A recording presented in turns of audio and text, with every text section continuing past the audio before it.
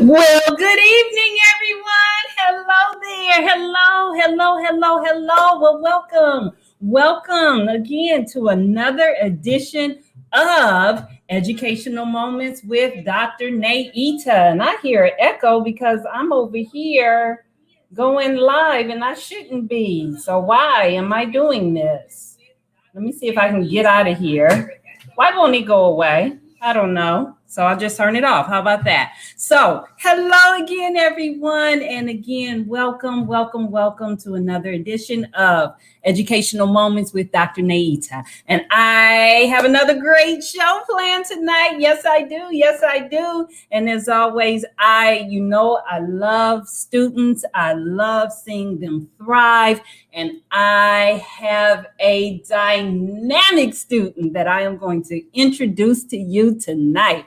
So all of you nursing majors, all of you who want to go into the nursing field, look, you want to see the show tonight. Yes, you do, because I am going to introduce you to an incredible young woman who is doing incredible things. Woo! It's going to be a great show. I promise you. So look, tell your friends, Dr. Nyema Eades is on. She has a nurse in the house. Is there a nurse in the house? And she is just going to share her story tonight. So please tell a friend, get comfortable, grab a pencil, grab some paper. You can take great notes and come right back.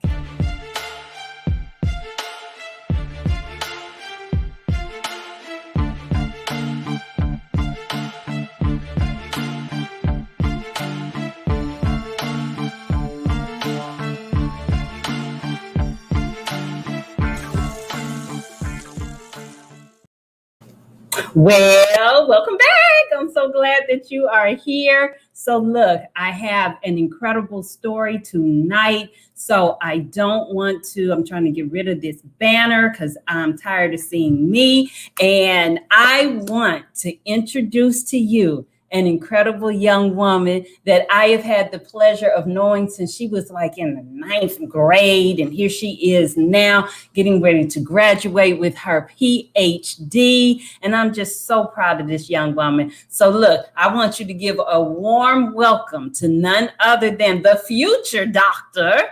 Nyema Eades. Come on in. I'm so glad to see you. Thank you for coming on my show tonight. Of course, no problem.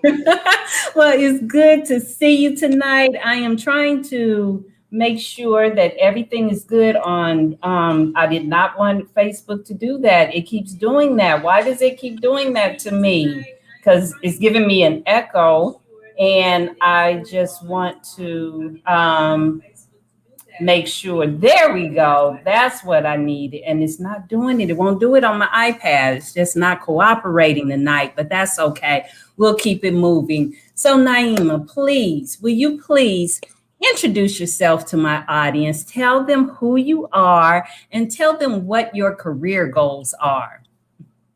Okay, so my name is Nyema Eades. I am a nursing doctoral student at the University of Florida. Yay. Ooh, go Gators. Go Gators. My career is very big. Okay. I want to do a lot of entrepreneurial things, but for certain, I would like to own a nursing home and a daycare split, and I also would like to have a medical spa. Oh, wow. A medical spa. Well, tell us about that. What is a medical spa? So, well, if you didn't know, I am a licensed nail technician.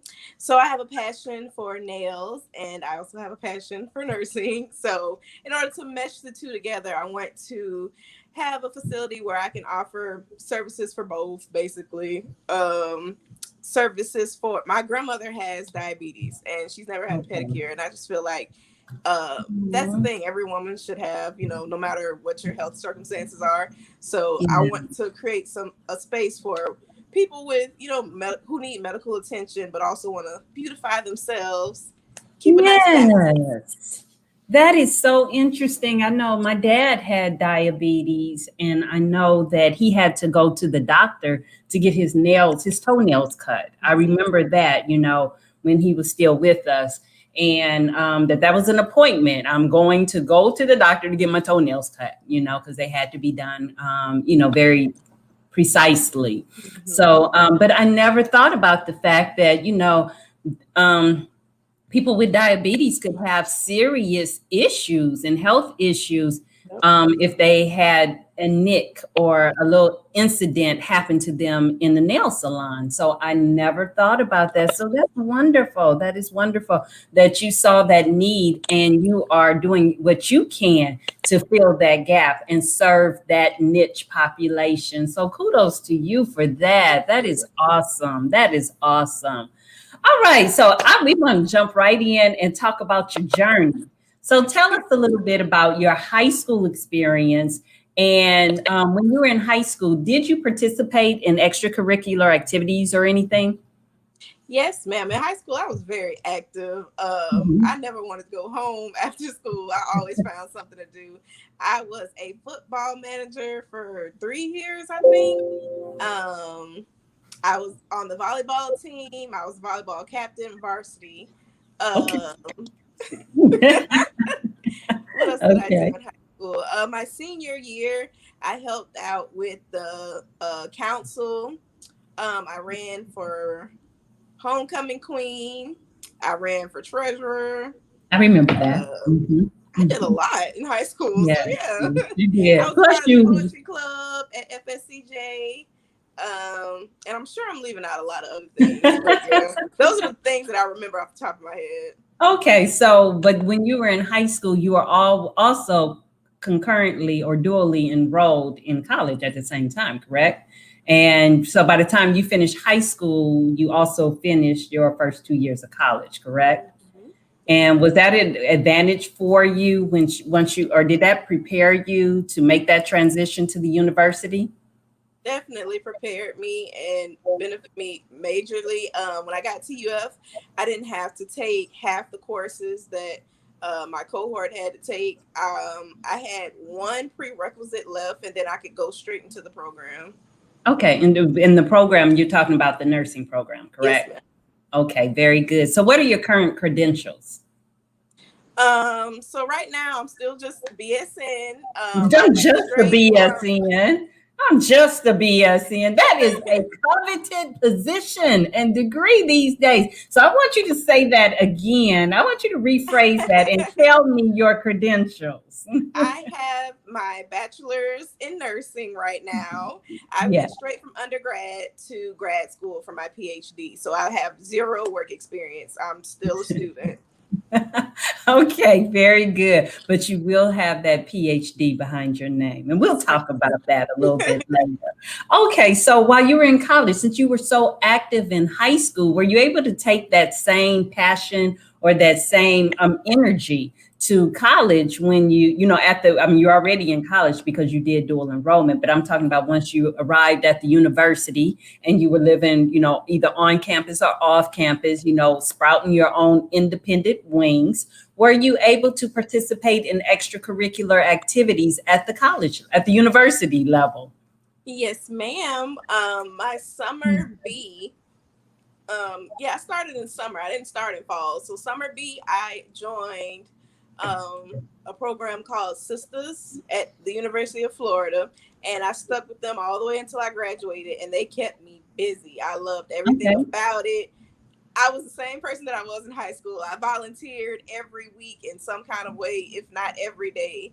For certain, I was the chairperson over something called POS, Princesses of Substance, and we went and mentored at a Christian school, and we took a group of girls and did after school activities with them. Awesome. Here we went to Holy Land, so that was pretty cool. So yeah, the real Holy Land or the Holy Land in Orlando? Holy Land in Orlando. Oh, okay. I was like, you took them to the real. Okay, all right. Oh, very good. Well, that's awesome. So, you sisters. So, what what is Sisters about? I mean, from what I heard, it sounds like you all mentor and you give back. But what is the, the mission or the purpose of Sisters? Oh my gosh, they would be so just disappointed in me. I do not remember the mission statement, but basically we were an on-campus organization, and we did a lot of community service. We did a lot around the campus. We were not a sorority, but we were a sisterhood. Okay. Very good. A sisterhood. I love it. Okay, I'm trying to post another comment. Okay, very good. Okay. How were you able to fund your college experience? Was it through, your parents? Was it through scholarships? Did you work? How did you fund your college experience? So the funny thing, I did not get my first job until I got to Gainesville. Jacksonville showed me zero love when it came to being employed. My first year of college in undergrad, I had to handle that on my own. So my parents and they paid for some things, and I took out a small loan that first year to cover my dorm. And then after that, I moved out of the dorms and I started getting scholarships, and that paid off all of my undergrad. And currently my grad school is paid for by the Robert Wood Johnson Foundation. Okay, so just making sure I understand what you just said. You just said that your doctoral program is being funded by an organization, correct? Yes, ma'am. And then tell me again the name of this scholarship or this fund that you received. The Robert Wood Johnson Foundation. Robert Wood. Did you all hear that? I just want to make sure everyone heard that this young lady's doctoral program is being funded by someone else. Why? Because she's an excellent student, because she gave back to the community. Do you see the correlations, young people? Do you see the correlation? Okay. People are willing to help. They really, really are. There's money out there. There are opportunities out there, definitely. So thank you for sharing that. Thank you. So tell me this. You're a doctoral student about to graduate. What is a day in the life of Nyema Eades, doctoral candidate? What is that like? So currently I am about to get ready to defend my dissertation. So my daily life now, and just my daily life in general, because I'm trying to become a better responsible adult. I try to wake up an hour earlier. So right now I'm waking up between 6:45 and 7:45, depending on the day. And I'll try to meditate a little bit, about 30 minutes. I'll pray, just have a little alone time. And then around 8 or 9 o'clock, depending on the day, I'm straight to the books, doing my homework, studying, or on the computer, putting together my presentation. I'll meet with my mentor for about an hour and we'll go over my presentation. And then I'm just back to it. And then around maybe I'm gonna find at some point some time to eat. There's no designated time. So I might just wait to eat at the end of the day, because I'm the type of person, I have to get it done right now or else I will not do it. So I try to make myself eat around 2 o'clock, but most of the time I finish my day around 5 or 6, so I can go visit my mom and dad and sister. But I don't stay over there too long because I'm back over to the house doing homework again. So homework all day until I defend. Okay, very good, very good. So I don't like the idea of you not eating until 2 o'clock. You're missing the most important meal of the day. Are you at least drinking water? Are you getting your water in? I am getting my water in, but I will say these last 2 weeks, I have been at least eating a bowl of cereal if I don't get up and cook some eggs. So I have been trying to eat breakfast. Okay. Well, we're going to work on that. Okay, very good. So you talked a lot about, just studying and work. And that's that's what your college experience has been. Do you mind telling us, future Dr. Nyema Eades? Because wait a minute, when do you defend? I defend on Tuesday at 3 o'clock on Zoom. Okay, everybody. I want on Tuesday. Oh my gosh. What is that? The 5th, the 6th? What is that? 6th. At 3 o'clock or Yes, 2 o'clock? 3. 3 o'clock. I need you all sending either praying or sending your positive energy her way. Because this young lady, how old are you, baby? How old are you now? 24. This 24-year-old woman is about to earn her PhD in nursing. Okay. Everybody, I want to make sure I don't see any claps. I don't see anything in the comments. What's wrong with y'all tonight? You guys must be watching those verses, or is a game on tonight? I don't know, but y'all tripping. But on the replay of this, you all make sure you clap this young lady up, okay? But on Tuesday at 3 o'clock, I need you to send positive energy or prayers her way as she defends her dissertation to become Dr. Nyema Eades. Okay, so we're gonna clap that up. I wish I had my sound effect on, because I would have just, had all the cheers and everything. But you talked a lot about, just working hard. You're 24 years old. All you've done, like you said, is just work, study some more, and help people in the community. Yes. But what does Nyema do for fun? So pre-COVID, I was a part of the University Gospel Choir at UF, and we traveled and on spring break, and that was our tour. So I would go to all these different states. So I would travel a lot pre-COVID. Now, fun is sleeping, catching up on shows on Netflix. Spending time with my family and with my friends, because everyone lives out of town because we're adults now. When they come in town, or I'll go visit them, we'll hang out. So that's as much fun as I get these days. Okay. Well, we all are, our fun has been redefined since COVID. So yeah, we have, how we define fun now is a little different than how we defined it in 2019. So, okay, but very good, very good. So what are you looking forward to doing once all the restrictions have been lifted in Florida, but once you really feel comfortable? What's the one thing you look forward to getting back to doing? What's one traveling? Traveling. When I graduate in August, my plan is to go somewhere. I don't know where I'm going, but I'm going somewhere. I want to go to Houston. I've never been to Texas, and pre-COVID, that was my plan, to go to Texas, but everything started getting shut down. So now everything's opening back up. My cousin just moved there, so I'll go visit him and go see the city and see what's there. Which city in Texas? Houston. Okay, very good. Houston is beautiful. Houston is beautiful. That's the one place in Texas I have been. So Houston. All right, very good. So what has been your greatest challenge in your pursuit of academic excellence? Did y'all see that? So I can honestly say, up until I got to college, there was no real challenge for me. Like,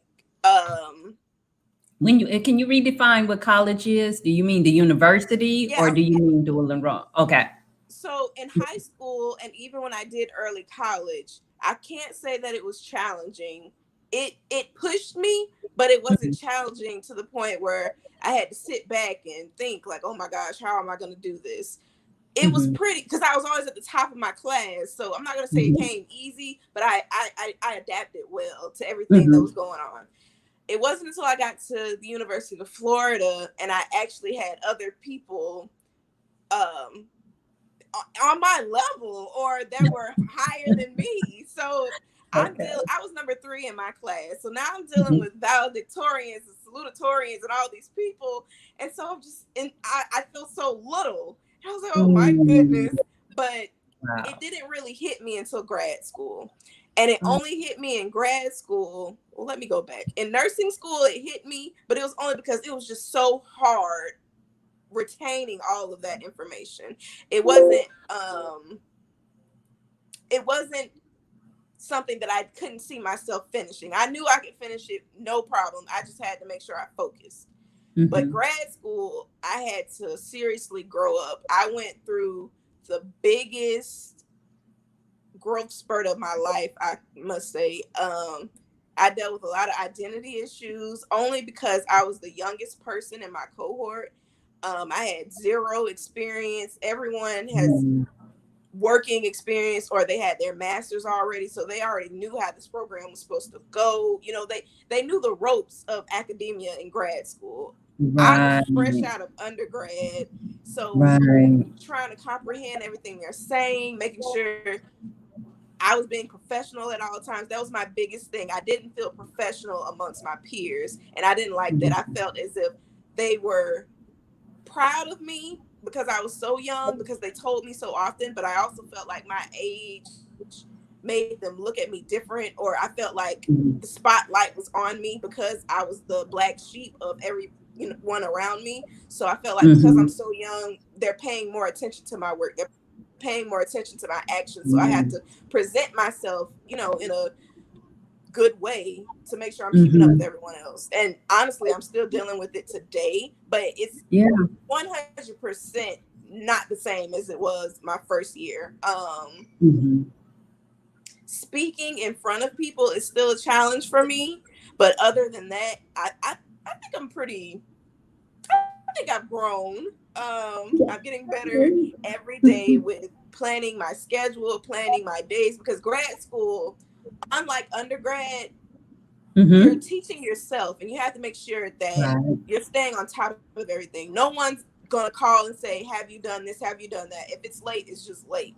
And I've never been a late person, but I do procrastinate. I cannot say that I don't, because in my eyes, diamonds are made under pressure. And I could get away with those things in undergrad and in high school. I can wait until the week of, or 2 or 3 days before an assignment is due and do it. In grad school, I cannot do that. I have to make sure I'm networking and talking with people weeks in advance, because their schedules are so busy, because they're teachers, their parents, they're actual adults compared to my life, where I don't deal with anything but school. So I just had to learn how to adapt and get used to working on other people's time. Wow, that you hit so many things. That was beautiful. Thank you for sharing that. And the thing that you hit on that I do want to go back and address is how people look at you when you're such a young scholar. And for, in today's time, there's such a push for young people to do so much more now, hurry up and take these extra college classes, finish this degree, hurry up, So we have scholars who are finishing graduate programs, doctorate programs at the age of 24. And, but I've only heard the young ladies speak about what you said, and that's how the spotlight is on you as a young person. And I remember when the early college program, that whole concept just started. One of our early graduates of our program, or specifically ours, the one you and I have worked in. Well, you were a student, I worked in. I had a beautiful young lady her name is Rachel Hawk. And Rachel was in one of the very first cohorts of the early college program. And she has gone on to do incredible things in the world of technology, but in social media. And I remember her talking about how so many places she'd show up on jobs, and once people found out how old she was, everyone wanted to be her mother. And everybody just wanted to watch out for her and protect her and stuff. And she's like, I am a grown woman. I worked for this, So, and you all run into that because, you all are so young, but you spoke to that the spotlight is on me. And what did you do? You took the initiative and you took the responsibility to make sure that you bring everything in an excellent way. So I am so proud of you. So thank you for, bringing that to the forefront, because, these are some of the things that parents have to consider when you send an 18-year-old to a university and they're already at a junior status. and they're expected to know how to operate and move and thrive in the university system, and they've never even been there, you know. And these are some of the things that parents, you have to talk about, you have to prepare for. And it follows you then into your graduate programs, and it's going to follow you into the workplace. But I have no doubt, I am so confident that you are just going to continue to shine and, do everything in an excellent way. So that is awesome. So, you talked about the doctoral journey, so I don't have to even bother to ask that question. But if we can, for just a moment, I'd like to talk about your dissertation, because everyone, I was so excited when I received a text a little over a week ago, and Nyema said, Dr. Eades, I'm going to be submitting my dissertation soon. Would you take a look at it? And I was like, oh, really? Yes, yes, yes. And I'm used to looking at dissertations on the liberal arts side. I've never read a dissertation on the health science side. And so the setup is a little bit different, but the topic is just so fascinating. So we won't get into that because I know you have to defend next week. But I do want to know, why did you choose the topic? And you kind of touched on it a second ago, but why did you choose the topic that you chose for your dissertation? So when I was at UF in my undergrad program, when I was in nursing school, I was also a patient care assistant at Shands. And one night I was working in the ER, this man came in and he had sickle cell disease, and he was just in the fetal position. He was in so much pain. Like, I felt for him. It looked horrible. And the nurse was just being so rude. She was not compassionate, just nothing. And that honestly stuck with me. And so at UF, I was also in a program called the Embrace Program, and we worked with faculty on different topics. And one of them that I dealt with was discrimination in individuals with sickle cell disease or sickle cell trait at the hospital. And I presented on that one year at a conference, and that just stuck with me. And when I went into my grad program, I really wanted to focus on Black maternal health. But the options that I had available to me were more so on health, reproductive health, and sickle cell disease. So I just merged the two because Black women can have sickle cell disease. So it all balanced out.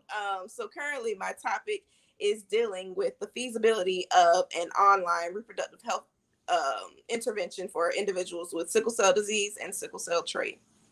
Awesome. That's incredible. And I've read the first couple chapters. I only have 2 chapters remaining to read. So I can't wait to read the conclusion, because you've done a wonderful job explaining the problem, explaining your research, explaining, what you did. Now I can't wait to read the findings. So I'm so excited for you.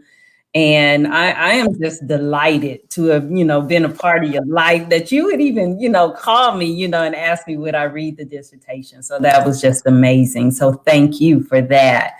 But believe it or not, we're getting really close to the end of the show. So I do want to talk now. But I do want to give a shout out to our sponsor this week. And our sponsor this week is me. So I recently launched a new campaign, Nyema, and it's called Fight to Smile. And Fight to Smile is a campaign for women, career-minded women who are determined to win. So I am committed to providing positive, empowering, uplifting content through social media that will help women to continue to keep looking forward, keep their head raised, and despite the tears, you keep fighting to smile. So we're going to do my little commercial break real quick. So here we go.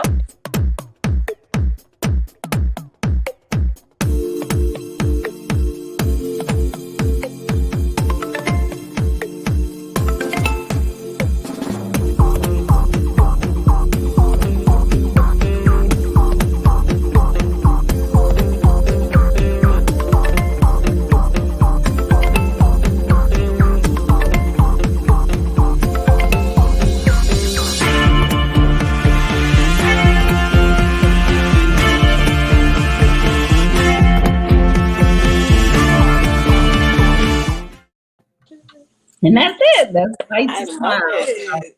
I ask that people follow me on social media, be it Instagram, Facebook. Fight to Smile. I have my own YouTube channel. I even started a late night dialogue for women on Tuesday nights on YouTube, and it's called Reflections, and it's daily reflections of career-minded women, and that's where we have real talk about real issues that go on in the workplace. So, Fight to Smile.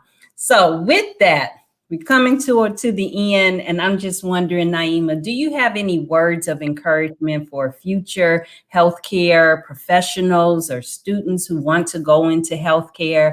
And then specifically, do you have any words of encouragement for young women or women, just women, period, who want to go into healthcare? I have words of encouragement for everyone, specifically young Black women in the healthcare field. Do not be afraid to speak up no matter what. I think that's the biggest challenge that I've dealt with my entire life, is knowing that my voice matters and speaking up. And the older I get and the more experienced I am in life, the more I network, I realize my voice matters. And if I don't speak, or as my mother would like to say, closed mouths don't get fed. So if you're not speaking up for what you need, if you're not advocating for others, they're not going to get what they need. So you just have to see it through, speak up, no matter what. Do not give up.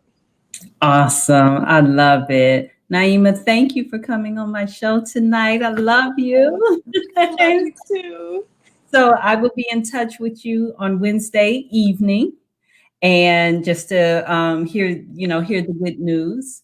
And I hope to be a part of any celebration that you and your family has, because I want to, celebrate you and congratulate you for your outstanding job. And I know that your future is just going to be absolutely amazing. So thank you for being on the show tonight. Thank you. Take care. You too.